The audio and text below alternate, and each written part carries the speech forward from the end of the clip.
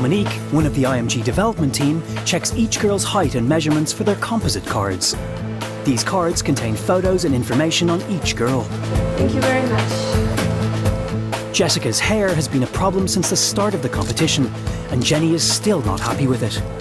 Between David and I and Tom, there might have been a bit of a misunderstanding. We said one shade darker than her natural color. And so when they took the towel off her head, it was sort of like, oh my gosh, it's really dark. Do you want to go a little lighter? Why do you want it? Because, yeah, you know why? Because I'm going to tell you, in the pictures, David and I think it photographs too dark. And with that, Jessica is whisked off to get some highlights. She's tall. What are you, 180? 180. Woohoo! I'm still trying to, think of what they're looking for in a model. Like whether it's an unusual look, it's a simple look, whether it's just personality. I haven't really grasped that yet. One thing the Scouts are not looking for is anything that takes from the girl's natural looks and beauty. How long have you had that belly button pierced? I think a year now. No tattoos? She asked me did I have tattoos, she didn't look too impressed. And I was going to lie to her because if I got for in the competition, she was going to see it at some stage. I'm dying to get removed that head. It's the worst thing ever. I regret it so much. My mum said she's just going to give me half the money and I'll get half the money to get rid of it. Lauren kind of got a bit upset. She nearly started crying and she was like, oh my God, I'm going to get kicked out for this now. And I was like, you won't, it's grand. Like the amount of models that have tattoos, you can, if she's getting in a photo shoot with a back shot, they can just airbrush it out. You know what I mean? And I was like, relax, it's grand. When a girl starts off, you want to be a blank canvas. Tell the girls, take off your jewelry, take off your earrings, take off, your makeup, and then you're stuck with a big tattoo. It's like you're saying something about yourself that you shouldn't necessarily be saying when you meet a client. I have my tongue pierced. No, Jenny seen my piercing and she was like, oh, you have your tongue pierced? And I was like, no. And she's like, yeah, you do, don't lie. There's a lot of models who are super top models that have, piercings and tattoos, but they're above the law. They're very famous models. They've already established their career, but as a young girl, you can't do that. Working models have to travel the world and deal with everyday life in any country. Jenny and her colleague Joanna take the girls out for a French meal to see how they respond to the language and lifestyle. I really wanted to bring you guys here because this is one of my favorite restaurants in France.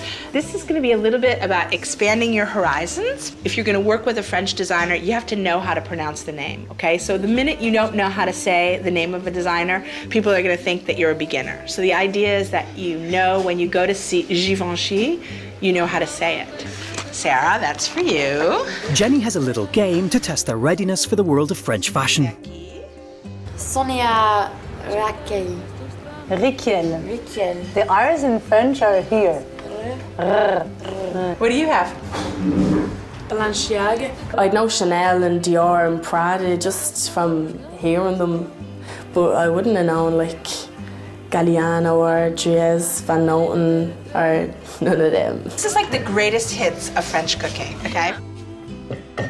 This is the Rolls Royce of French food. This is foie gras. You don't spread it, you cut it, and you put it on toast, and it's amazing. And this is escargot. All the girls want to win this competition, but for some, snails is a step too far. I was really trying to go for it, it smelled lovely. And then I put it in my mouth and I just thought, I have a snail in my mouth.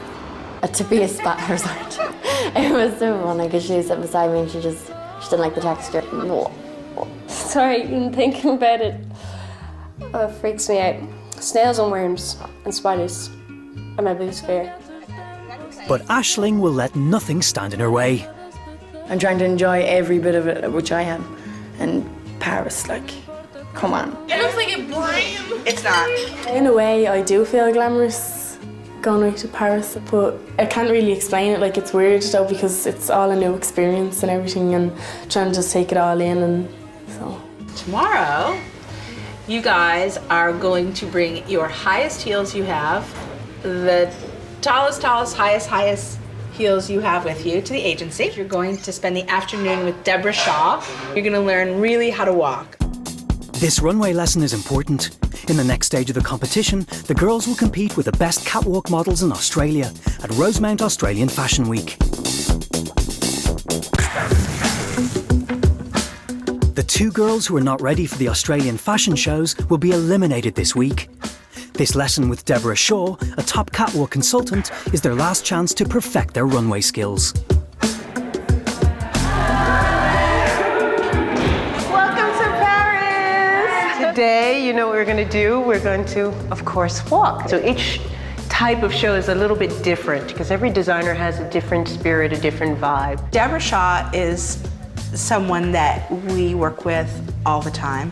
Sometimes I like Deborah to work with a girl because I might think she walks well, but she might not think she walks well, and that makes a difference. Deborah is from Philadelphia, USA, and is based in Paris. She's a model and a catwalk coach extraordinaire. I work a lot with the IMG girls, the new girls that come in, 16, 17 years old, beautiful girls going off, and a lot of times they go off and do Prada and many other shows, so I'm happy to be a part of that, yeah. You have to keep this in your mind. Modeling, you are a product. And every part of you is something that you need to promote and sell. That's it. Clothes that you're wearing are so super expensive. I mean, it could be anywhere, like from a couture dress can be like $100,000 dress. And you want to show the people why they need to buy this dress from you. So, shall we begin? When you go on castings, they normally say walk natural. And they do not mean to walk like you walk on the street. Even though that's the ideal they're putting in your head, it's natural with a little bit of a twist to it. It's very straight. They have to learn how to walk for the different designers. If you're going to go cast for Prada, you're not going to want to be swinging your hips and walking, you know, your sexiest walk. That's not the way the show is. That's not what the casting director is looking for. And so the more they will understand about fashion, the more easy it will be for them to cast with a specific casting director. No arm movement. The arm is stiff as possible and the hips as stiff as possible as well too. It's almost like you're finding a focus point, you're keeping it there and you're just staring straight at that. And nothing else around you matters. When you first begin to walk, it's always nice to just take a deep breath to take off the nervousness, okay? I am becoming more confident with my walk. The more times you do it, the more natural it seems to be. She told me not to do so hippie for the natural ones. For the Japanese designers, they like it just sort of straight, natural, intense face, but also blank. She asked me to walk, and I did my pose at the end, but I messed it up. I've an awful habit of beating myself up if I kind of get things wrong. And she was like, calm down, you were doing well from the start, so just, we'll walk together. Come, we walk together. Ready? It was so intimidating walking beside Deborah Shaw because we don't compare to her at all. Like, we don't put a dent on Deborah Shaw. Deborah studies the girls individually and then shows them what they must do to command the runway.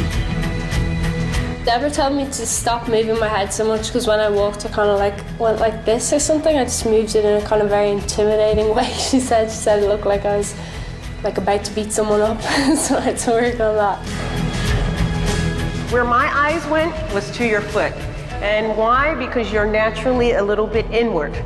She said that I have sort of internal walking, but she also said that Naomi Campbell has it, and also Iman, so that was okay. So what you want to do is bring your legs the opposite way. It's not going to look like that, it's going to go straight. Okay, you're super shy. Deborah was saying that I was shy, but my shoe was too big and it was slipping off and I have a big blister on my foot as well. As usual, Jessica holds back and goes last. I know I have got a lot of confidence, like I know myself I do, but I kind of just hold back on it a bit because I don't want to seem too confident. It's important to have your confidence, it is, because you have to really shine, you have to show what you're made of. You have to go up and you have to give it. I find Ashton more of a competition. She's got a lot of confidence. When she gets told to do her walk or whatever in interviews, she's confident. I can be very motivated at times when it comes to the things that I want. That's the thing that keeps you going in this competition.